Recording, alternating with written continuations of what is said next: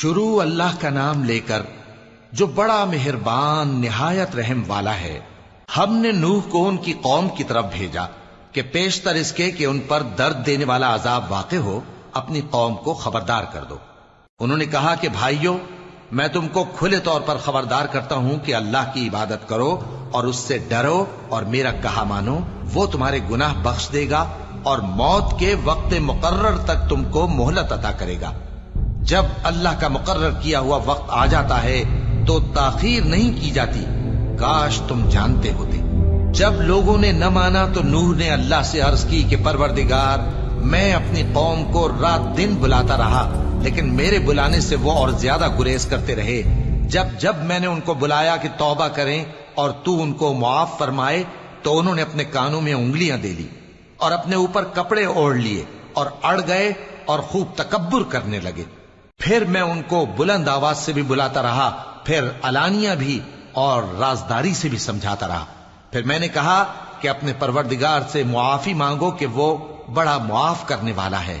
وہ تم پر آسمان سے موسلا دھار میں برسائے گا اور تمہارے مال اور بیٹوں میں اضافہ کرے گا اور تمہیں باغ عطا کرے گا اور ان میں تمہارے لیے نہریں بہا دے گا۔ تم کو کیا ہوا ہے کہ تم اللہ کی عظمت کا اعتقاد نہیں رکھتے، حالانکہ اس نے تم کو طرح طرح کی حالتوں میں پیدا کیا ہے؟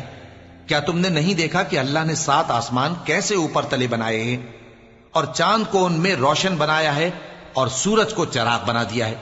اور اللہ ہی نے تم کو زمین سے ایک خاص طرح سے پیدا کیا ہے، پھر اسی میں تمہیں وہ لوٹا دے گا اور اسی سے تم کو نکال کھڑا کرے گا۔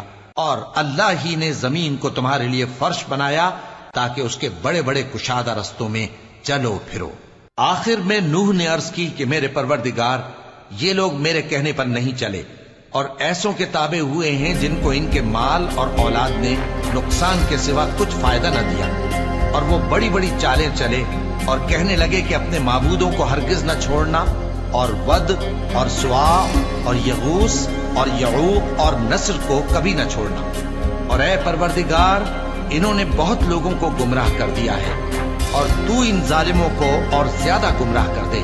آخر وہ اپنے گناہوں کے سبب پہلے غرقاب کر دیے گئے، پھر آگ میں ڈال دیے گئے، تو انہوں نے اللہ کے سوا کسی کو اپنا مددگار نہ پایا۔ اور پھر نوح نے یہ دعا کی کہ میرے پروردگار، ان کافروں میں سے کسی کو زمین پر بستہ نہ رہنے دے، اگر تو ان کو رہنے دے گا تو یہ تیرے بندوں کو گمراہ کریں گے، اور ان سے جو اولاد ہوگی وہ بھی بدکار اور ناشکری ہوگی۔ اے میرے پروردگار، مجھ کو اور میرے ماں باپ کو اور جو ایمان لا کر میرے گھر میں آئے اس کو اور تمام ایمان والے مردوں اور ایمان والی عورتوں کو معاف فرما، اور ظالم لوگوں کے لیے اور زیادہ تباہی بڑھا۔